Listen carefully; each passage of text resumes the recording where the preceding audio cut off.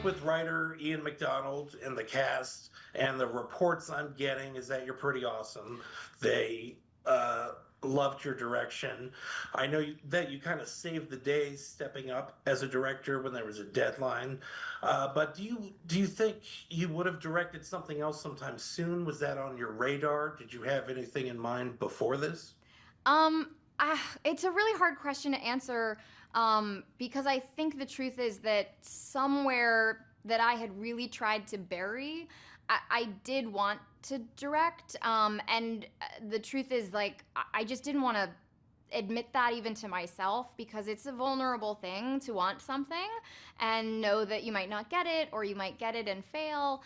And I know myself well enough to know that I think there was something about the fact that number one, I'd become slightly obsessed with this script, maybe more so than others. I'd become maybe a little over involved in all of these different drafts. But the other piece is that uh, I know that if it had been 6 months away and it had been kind of ideal circumstances, I probably would have panicked and backed out. And there was something about the fact that it was like right around the corner and it was just happening, which meant that, like, if I push myself off the cliff, I'm just gonna have to hope that I packed my parachute correctly and we're gonna find out on the way down, you know? So it was almost like I wasn't able to give myself the option to back out. So I just had to be like running on adrenaline and just like put one foot in front of the other. Yeah, that's a great cure for willpower for me too. Uh, just not having an option. um, but I thought you did really well. The subtleties, the way you'll catch a hand on brushing hair or on a hip, just little moments were beautifully done. And I love the question you've placed in the heart of the film here. How do you know someone is safe? I think the film does a good job showing that all these systems are broken and complicit and they don't really help us.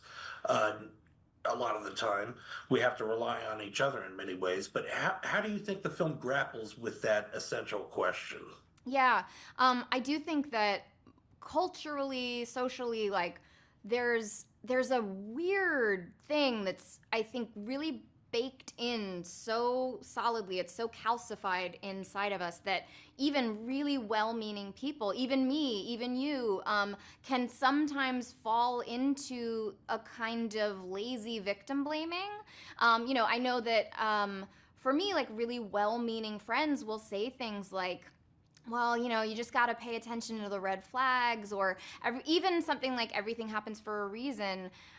It can just feel really invalidating and put the onus on the person who's been harmed. Because I think we're so baffled by the idea that we're helpless in the face of people who are willfully harmful, that it's like we go, okay, well, there's nothing we can do over there, so let's shame ourselves or others for finding themselves in that situation. And certainly in the 70s, but I imagine still now, there are so many ways in which many systems are not really set up to support victims and survivors. And are set up to sort of enable the status quo.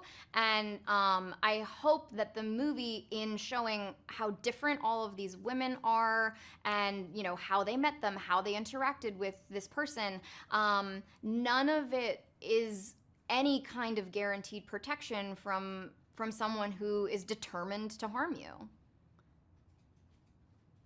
So, how do you keep yourself safe, not be a woman in patriarchy? Just basically is No, the I know. It, obviously, no. You're right that like what I'm saying sounds nihilistic, and I guess I'm only saying it because surely the least we can do for ourselves is not be in a place of shame around something that happened to us.